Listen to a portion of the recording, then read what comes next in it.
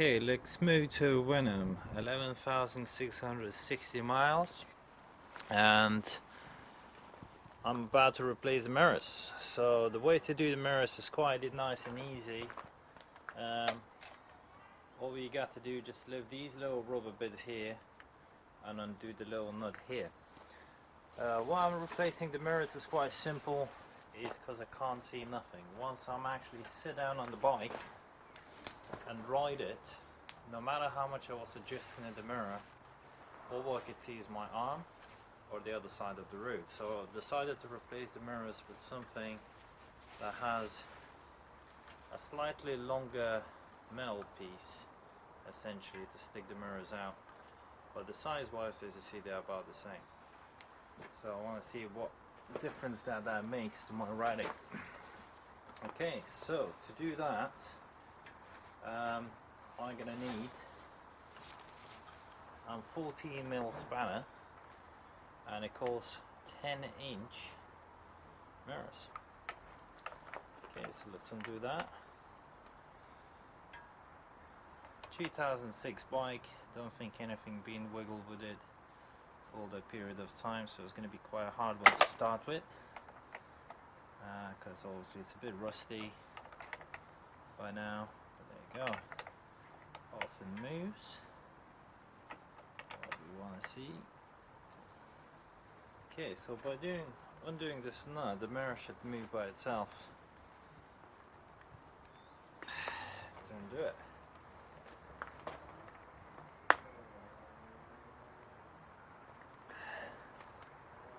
Don't want to accidentally snap it or something, but it is quite difficult to move.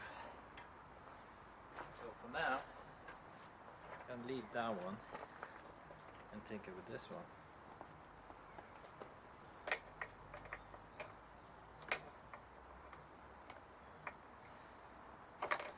There you go, this one is much easier. It moves all by itself. No problems whatsoever. So first, in that case, I'm going to put my left side mirror, which just comes out very nicely, I gotta say. Probably because I had a tiny bit of water in there. So the water not supposed to be there, so we dry that out. Let's try one of these mirrors. Okay, so the mirror installation is quite nice and easy. Obviously, putting the mirror in, screw gently in.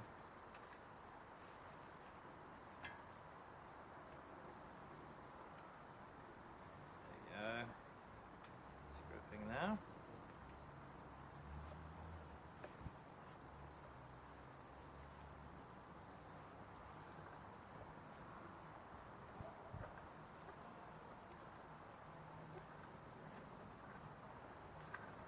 Trying to screw mirror all the way inside while the nut is unscrewed all the way out, so I can see how far it's gonna go.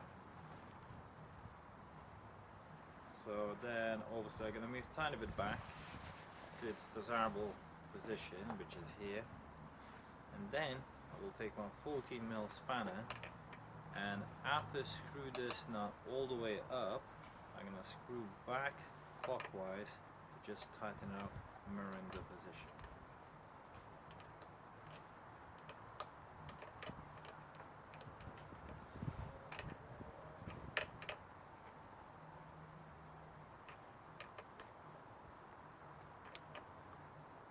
Okay, so now it's nice and tight.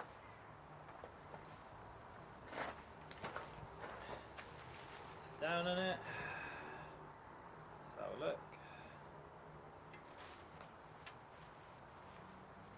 Definitely could see much better. That's the main